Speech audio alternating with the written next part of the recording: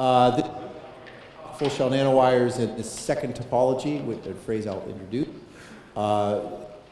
Destructive superconductivity, another phrase that you may not be familiar with, even if you work in superconductivity.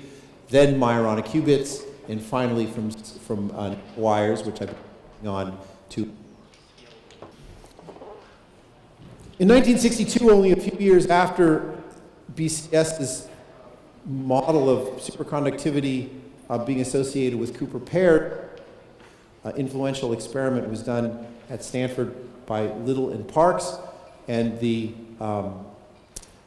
point of the experiment at the time, the great success of the experiment, was to demonstrate that the flux quantum in superconductivity was associated with pairs h over 2e rather than h over e, and that the periodicity in this particular case of the critical temperature of a superconducting cylinder threaded by magnetic flux would be periodic in this new flux quantum h over 2e, and that verification gave some solidity to the pairing model of BCS superconductivity.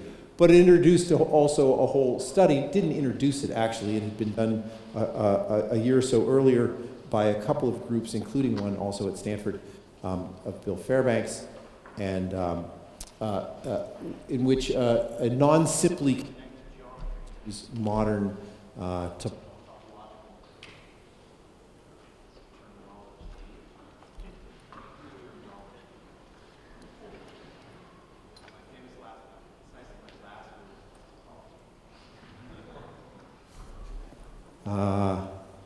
Well, I think, yeah, this doesn't feel like a flaky wire to me. It feels like a battery. I'm going to just take this out and go like this. If this is okay with everybody. If it's not okay, tell me it's not okay. If this is not okay, and we'll fix it. But here's the data showing this scallop pattern of critical temperature associated with a ring geometry or a cylindrical geometry, anything non-simply connected, so that flux could be threaded through the hole down the middle of the superconductor. This was a rather silent field for a long time, but had an interesting resurgence, again, around the year 2000, 2001, by the way, coincidental with these other advances in the field, to a regime that was referred to as destructive superconductivity. Again, the geometry was a cylinder, non-simply connected geometry, in which a magnetic field was applied axially to the superconductivity, and a very interesting phenomenon was observed at low temperature at this end of the grid. In the zero applied magnetic flux, now again it's magnetic field in units of the flux quantum, field times area in units of h over 2e. Superconductivity persisted, but at the half flux quantum point, it appeared that a non-zero resistance was obtained, which then re-entered into superconductivity, was destroyed again, appeared to be attempting to re-enter, and then that was the end of the experiment. So this was in 2000 with this phenomenon in which superconductivity appeared to be destroyed. This was something that had been predicted 20 years earlier in the 1980s by de Gennes, a phenomenon called destructive superconductivity. The effect is that when you put a magnetic field around a vortex or in a cylinder, that you generate enough current to exclude that flux that you can drive the system into the normal state, even all the way down to zero magnetic field. So this was, there was a lot of speculation about what was going on with this experiment. It was repeated a few years later here in Israel, and with a collaboration you can see here. And again, at zero magnetic field superconductivity, the big question that was studied in the previous paper was, what's the nature of this resistive phase at low temperature? And what these authors, for instance, this seemed to be saturating, a topic that I'll come back to later, as an anomalous metal. In other words, what the heck is that saturation? But it was put to rest a few years later, well, 10 years later, by this group, who found that when superconductivity was destroyed, it was indeed destroyed all the way back to non-superconducting metallic state. And then it tried to recover again in this particular experiment. It didn't recover. This was aluminum on the surface of a nanowire as an insulating nanowire, but just used as a backbone for these experiments. So again, this interesting reentrant behavior associated with the cylindrical geometry. We talked a little bit about putting aluminum on two facets of these nanowires using epitaxial growth. If you leave the stage on which the deposition is being applied rotating during the growth, then the aluminum will go on all facets of the nanowire and will cover it with epitaxial crystalline aluminum that surrounds the nanowire on all sides, creating a cylinder of superconductivity around this core, in this case of indium arsenide. And we will study for the moment both the core and the shell. Here's what the shell does. If you just put contacts, just pay attention to this half. I've colorized the part that you're supposed to pay attention to. You could bias with a current and measure the voltage. And what you can see is that either as a function of the applied bias at low temperatures or as a function of temperature, you find this very clear reentrance. Here's superconductivity, zero resistance. Superconductivity is destroyed at about 50 or so millitesla. Superconductivity recovers. Superconductivity is destroyed. Superconductivity is recovered, etc. And all the way down to the lowest measured temperature, the normal metal obtains. Interesting. Same with the critical currents. Now it gets very interesting. What about the core?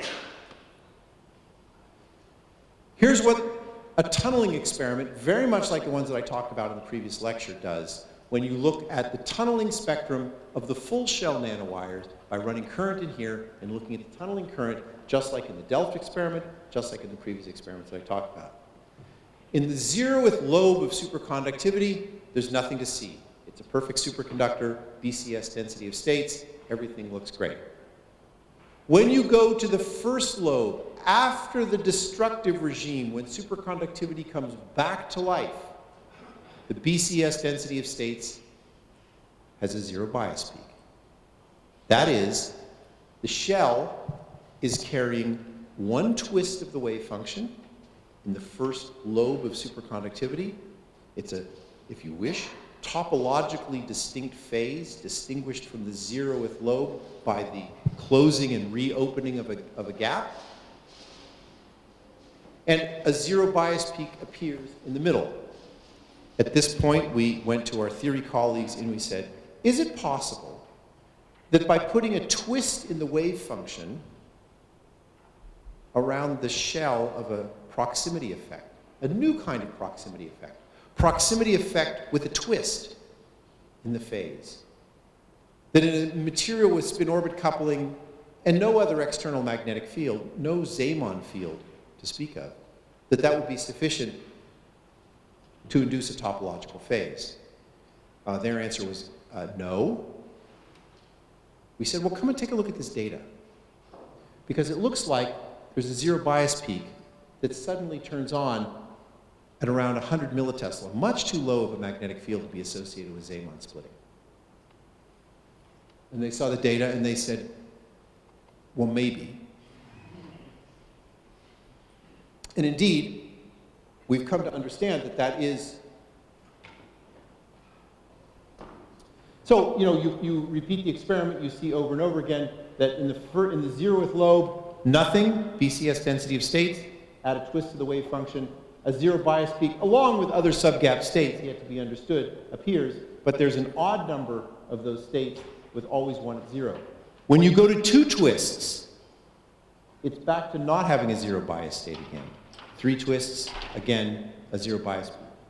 So a new kind of odd twist vortex seems to have come to life, and the long series of understandings of these subgap states, which is a beautiful story, and there's a paper on the archive now that I encourage you to go take a look at, is that in fact eventually, the theorists came around to understand that, yes, when the shell carries a twist in its wave function, induces a proximity effect on the core, that it's just the same as the core of a vortex, where the vortex is also carrying one twist of a wave function, and that at the ends of the vortex, just as in the 5-half state, or in these iron materials, or in any other kind of topological vortex, there's a Majorana at the end of the system. Now, what we did to verify that was the same experiment that I showed you before. Namely, let's see what happens when we move the Majoranas closer or farther from each other. And here we got a little bit smart. We did that in this case by taking one long wire and making 1, 2, 3, 4, 5, 6 segments of different lengths along the same wire. If we look at the Coulomb blockade physics here, these should be the Coulomb blockade of very closely spaced Majoranas, farther spaced Majoranas, and very far spaced Majoranas. The Coulomb blockade physics shows up as expected at 0 magnetic field as 2e periodic Coulomb blockade. This is aluminum, and the Coulomb blockade is 2e. So 1, 2, 4, 6, 8, 10, 12 electrons added to the dot. Then, when you get to 100 millitesla, you destroy superconductivity altogether. This thing is just a piece of metal with perfectly regular Coulomb blockade peaks spacing, as you would expect for a piece of metal. Then you get to this interesting regime in which there's something living at 0 bias. But as you can see just with your naked eye, the peaks are not uniformly spaced. This is one of the short segments, and the spacing of those peaks is anything but uniform. Here I can do a little bit of analysis and show you the 2e spacing, the perfect destructive 1e spacing, and then what happens in the first lobe, which is the non-uniform spacing of even, odd, even, odd.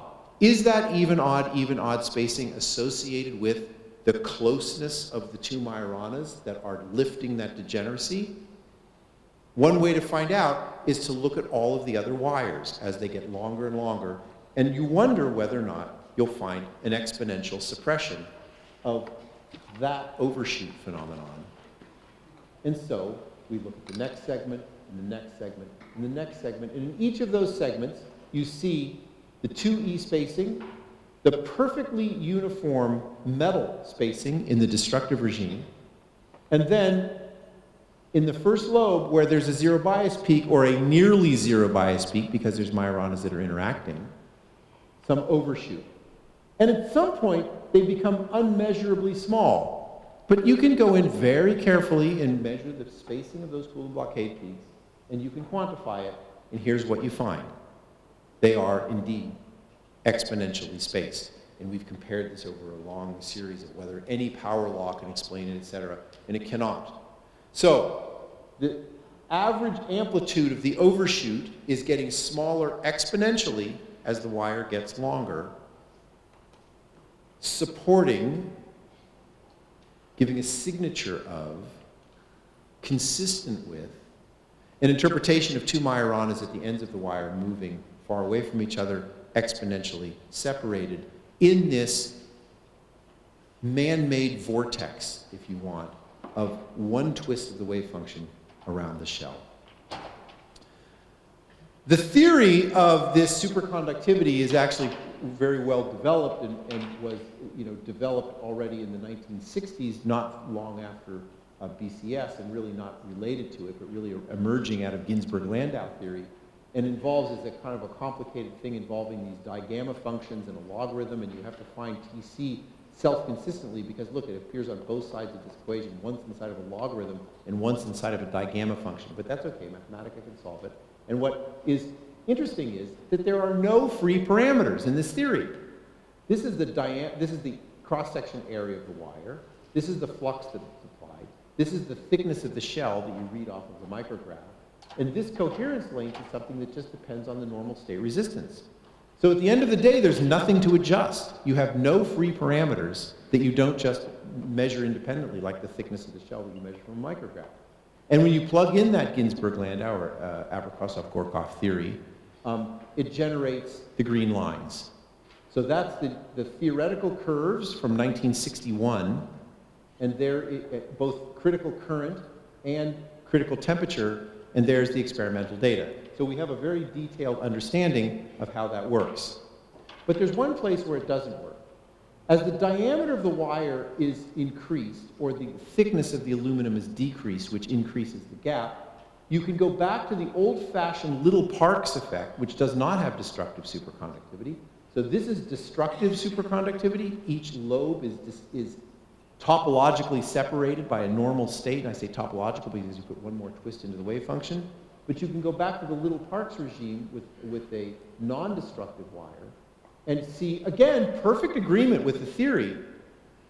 But now let's do something interesting. Let's take a non-destructive wire and weaken superconductivity. In a sense, this wire is too good of a superconductor to show something interesting. It just shows good old little Parks. But if I put this thing in a transverse magnetic field, notice, be perpendicular, of just a few millitesla, it weakens superconductivity. And with the weakened superconductivity, I can go from non-destructive to destructive. So here's destructive superconductivity, a normal metal in between, superconductor, superconductor, superconductor. Here I don't see a zero bias because I'm not doing spectroscopy, I'm just measuring the critical current. And here, right around 12 millitesla, I'm on the cusp. So again, the theory, there's nothing to adjust. I have a transverse so-called pair breaking term and a longitudinal pair breaking term, and I just add them. Each of these is just filled with parameters that you read right off of the device itself, including the coherence length, which is just based on the normal state resistance. So nothing to adjust. But interesting, if I go here in the middle, I find a very interesting regime. A regime in which the resistance of the device stops depending on temperature. That was already seen in that Liu experiment that I showed you early on. And this is something which is not supposed to happen. What this says is that this is a metal with a magnetic field controlled resistance, apparently persisting all the way down to zero temperature. Nothing's happening. It doesn't have any average slope. But I've only changed the magnetic field from 7, 8, 9, 10, 11 millitesla. 1 millitesla at a time is making orders of magnitude difference in the critical temperature of the superconductor. What the hell's going on? And now I have to say, I don't have a good story to tell you. I just have speculation. This whole subject of the zero temperature fate of superconductors and whether or not they become insulators or metals is a deep, profound, and well-studied problem. And I just want to point you to a 2019 review article by Kapitolnik, Kivelson, and Spivak, in which a broad range of materials have this saturation phenomenon controlled by an external parameter and show a zero temperature metallic phase. And now what we can say is that we enter into that world, that mess, if you want to say it that way, of anomalous metallic phases at the low temperature end of a superconductor. Only now it's a very interesting superconductor. It's a superconductor with two distinct topologically separated phases on two sides and a quantum phase transition in between. The topologically distinct phases are 0 and 1 twists of the wave function around the circumference of the wire, and some kind of anomalous metal phase which is making transitions, probably quantum-driven transitions between these two phases. So let me speculate on what might be happening for this metallic phase. I don't know if this is true. This is emerging from conversations I had with Addy and Yuval Oreg, and it's a speculation.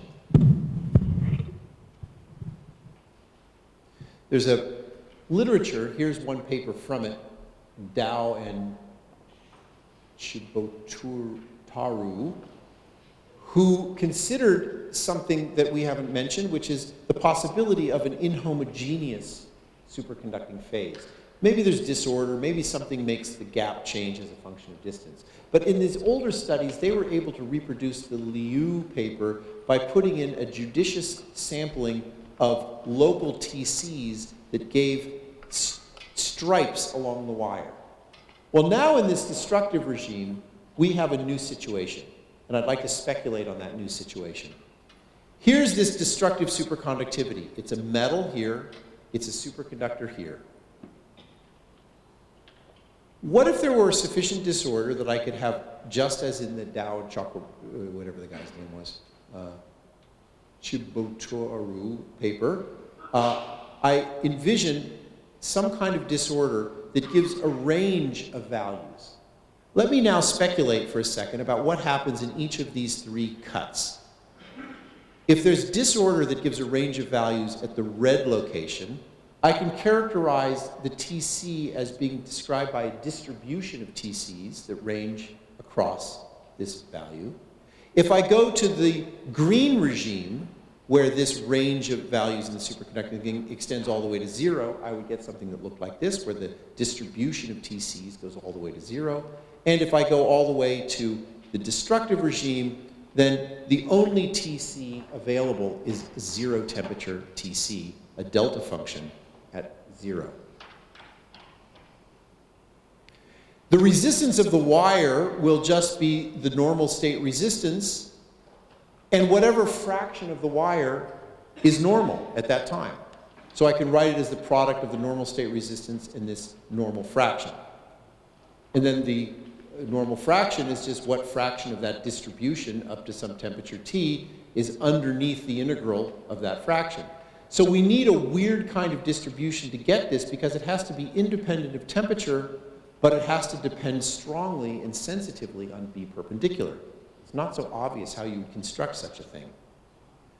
You have to have a distribution which, for instance, at 14 millitesla is destructive, and so the distribution would be a delta function. But when you're down at 11 millitesla, it has to be away from 0. There's no destructive regime at all. And only in the middle would you have this continuous distribution, and then you could find this normal state value.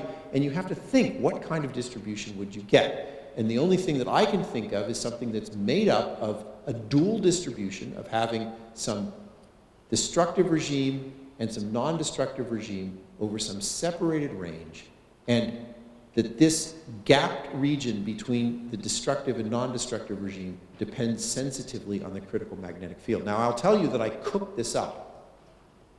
But what I wanted to do with this 5 minutes of the talk was to say, this is not like an engineering challenge to build a quantum computer. I mean, it is. But it's also something where you discover things and you don't understand them. And what I'm sharing with you is my speculation on how to try, or our speculation, I should say, on how to understand a new phenomenon. A phenomenon in which you have two topologically distinct phases with a quantum phase transition in between them, and a temperature independent but magnetically field exquisitely sensitive phase in between.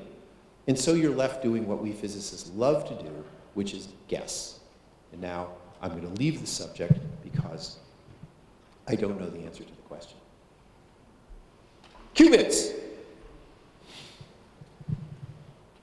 I thank Jason Alisea for not only a collaboration that led to the paper that is about what I'm going to talk about, but also making these fantastic drawings that are a little simpler than we can do in reality, but which illustrate really nicely something which is critically important about these topological superconductors. If you make a superconducting island, it will have a charging energy. I remember there was a question during your talk, Jason, by that gentleman down at the end of the table about what about the charge of the Cooper pair? And you had said something about, oh, well, you know, we're not worrying about the overall charge. It's just more like the parity of the superconductor. And this picture illustrates exactly where that worry about the charge comes in.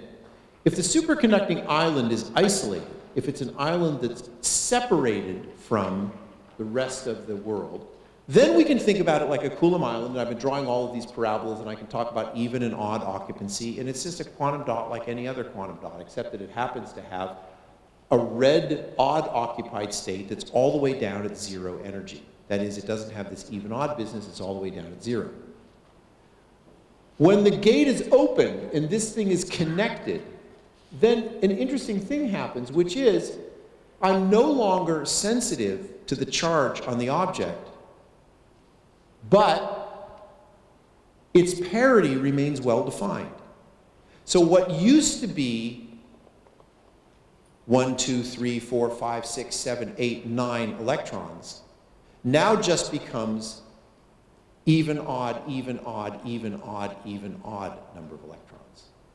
This island can't ever change its parity because the only thing that connects it, the only thing that grounds it, if you want to say it that way, the only thing that connects it to the rest of the world is a trivial blue superconductor.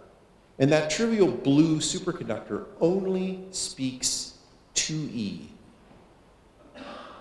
so that the island can't ever change its parity. That's the trick that lets us make a qubit out of this, because we need to have an island that only cares about its parity and doesn't care about its charge.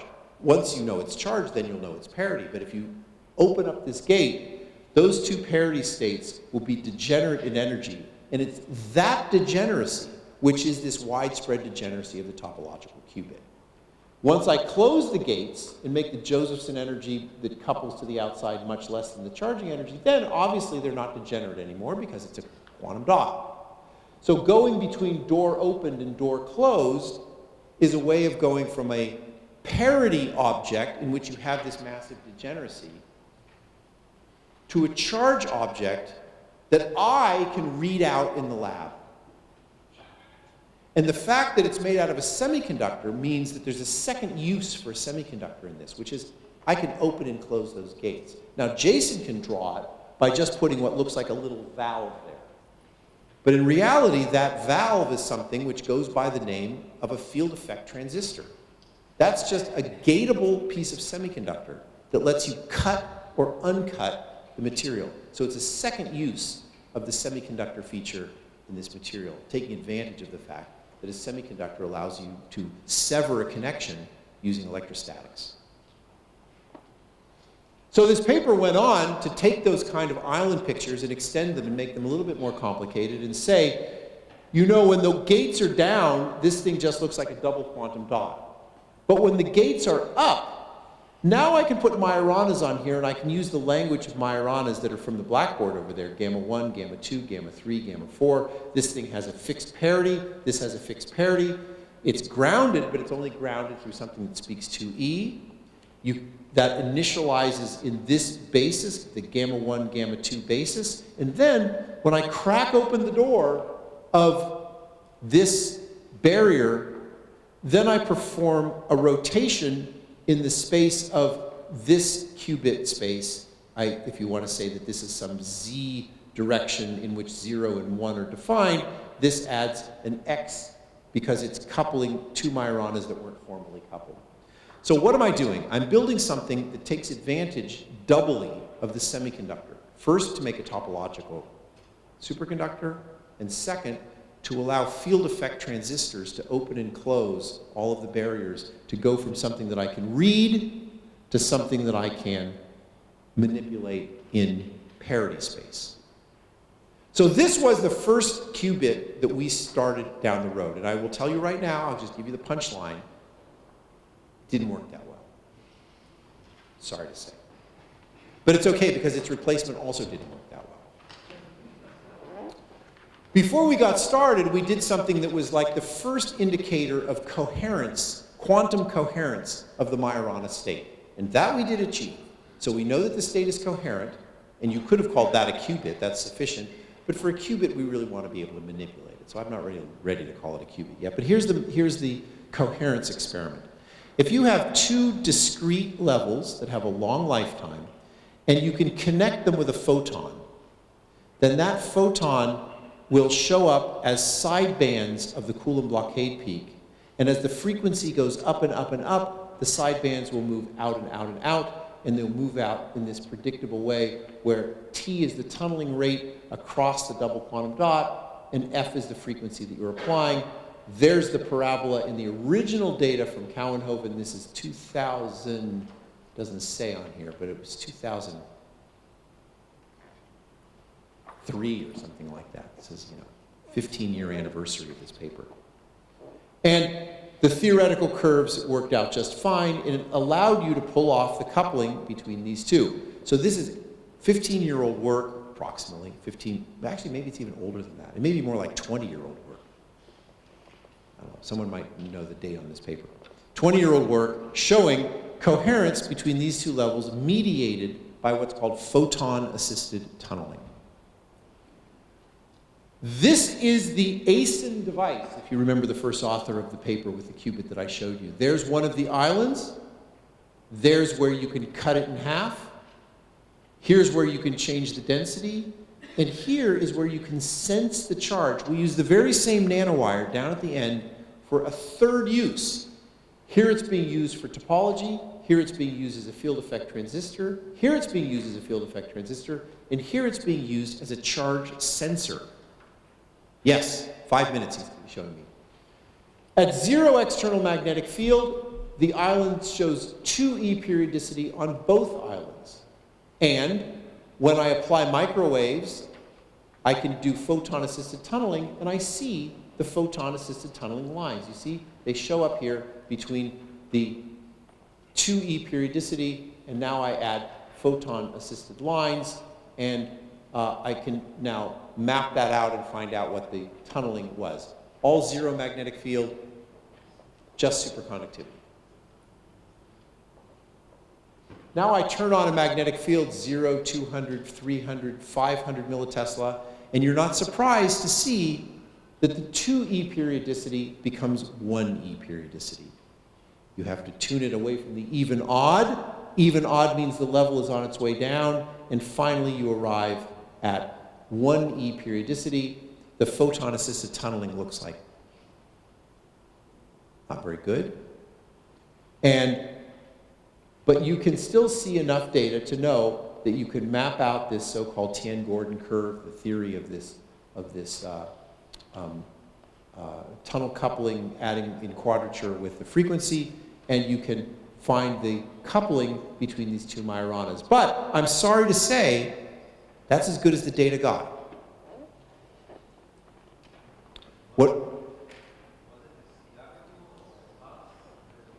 It was effectively CW but strobed. It was on and off for a long time, but then turned off and read out, turned on, turned off and read out. So it was a square of the microwave turned off during the detection cycle.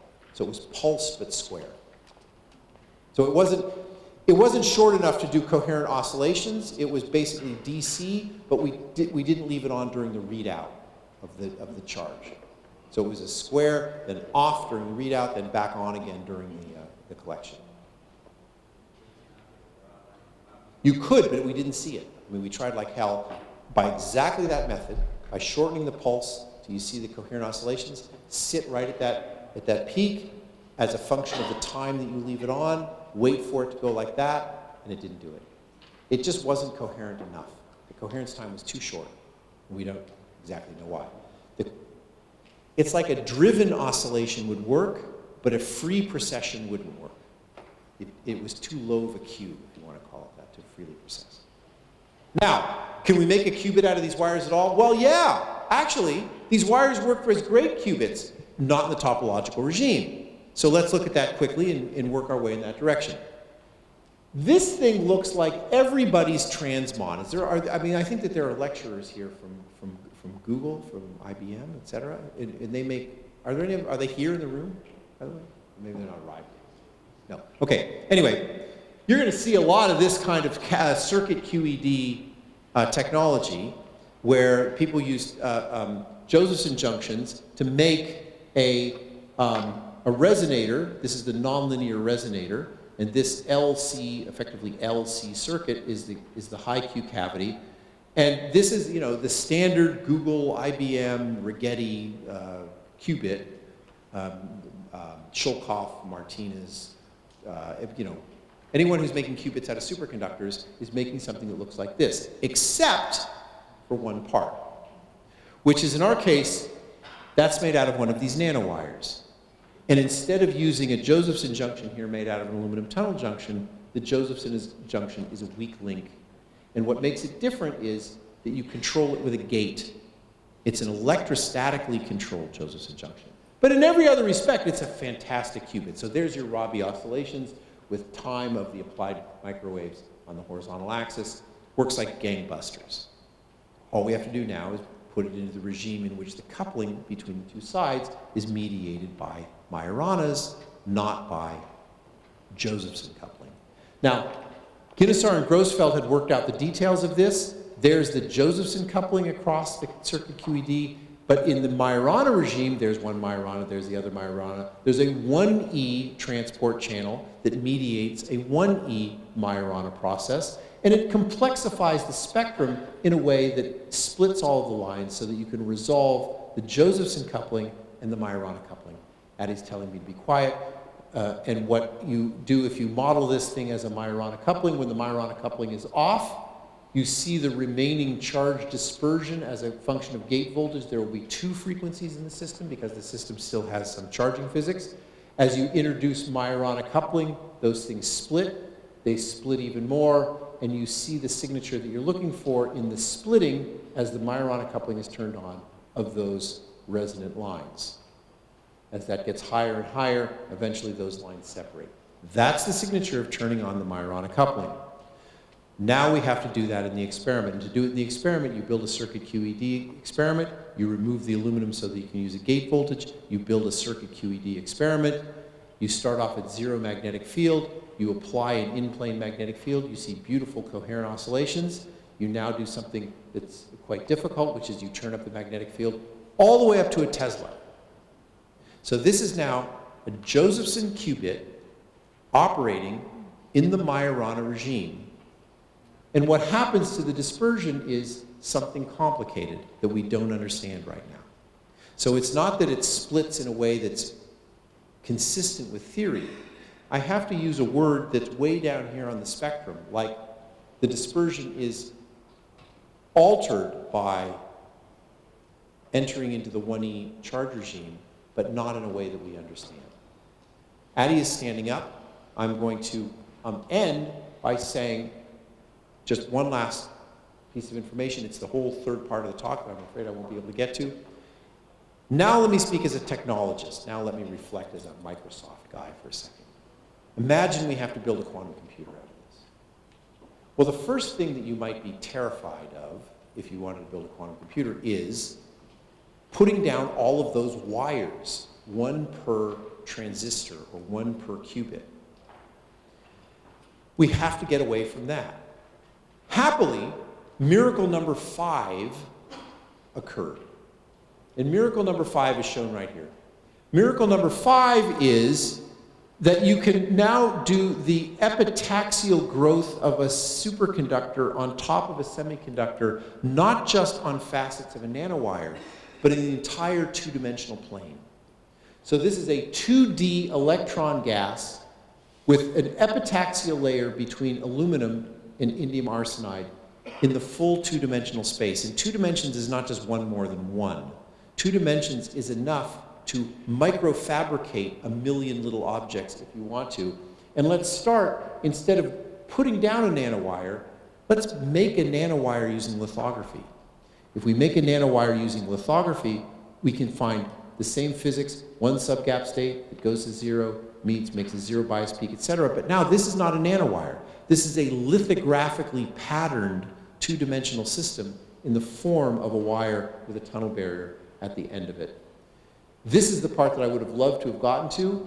This is where Addie and I and these other authors have collaborated, which is another form of the two-dimensional system, a Josephson junction.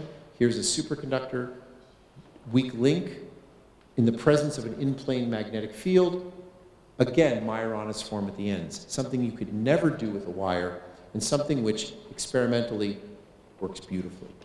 So, the last important miracle, which is key to turning this from a beautiful piece of physics into possibly a beautiful piece of technology, is to get us away from the problem of having to use those wires. If I never see another nanowire again, it'll be just fine. Because now that we're living in the plane, we can fabricate everything that we want to build using conventional top-down processing, semiconductor bread and butter to make these devices. And open up into a whole new realm of scalable platforms for these. To summarize, we have zero bias peaks, we have all the physics that I think you'd want to convince yourself that Majoranas are really seen in the lab. Are they a proof? No. We're using softer language than proof. But at some point it becomes, as the questioner asked, time to build a qubit. The qubits don't work very well right now for reasons that we're still in the process of understanding. At zero magnetic field they work great, but life gets complicated in the topological regime, and we're still trying to understand the problem. And finally, about scaling. Forget about one-dimensional wires. The only way forward is with a scalable platform. 2 dimensions is what you need, and that works. Thanks for your time.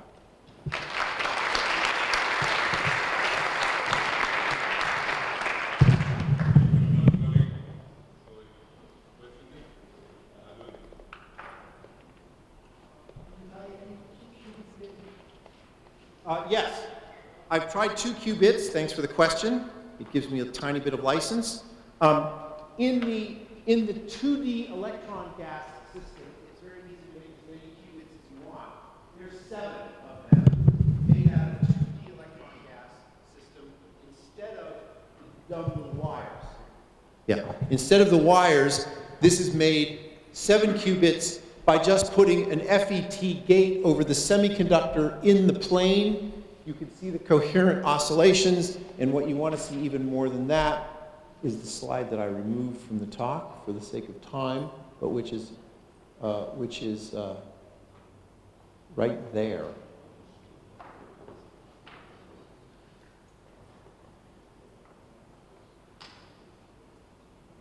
Is the 2-qubit gate that allows pulsing of one gate and a coherent swap operation between the two. Again, the fact that you can move to a 2-dimensional electron gas means you can make as many qubits as you want. There's no trouble making qubits. In fact, there's some real fantastic physics associated with making qubits out of a 2-dimensional electron system. In particular, you're applying voltages which can be screened very easy, so crosstalk can be nearly eliminated. The difficulty is finding the topological version of them so far. But the multiple qubits thing is pretty straightforward.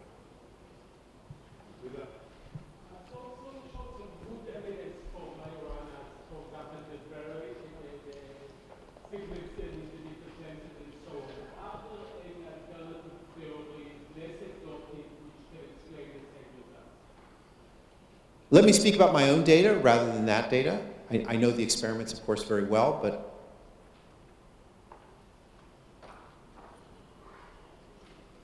the zero bias peaks from an end spectroscopy give theoreticians infinite flexibility in designing systems that produce zero bias peaks of an arbitrary stability.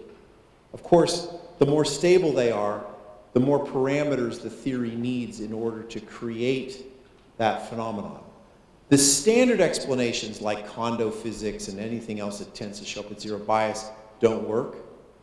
But models that have, for instance, pairs of nearby Majoranas that are interacting but being pushed down by some other level that's moving can produce long, stable regions in end-state spectroscopy.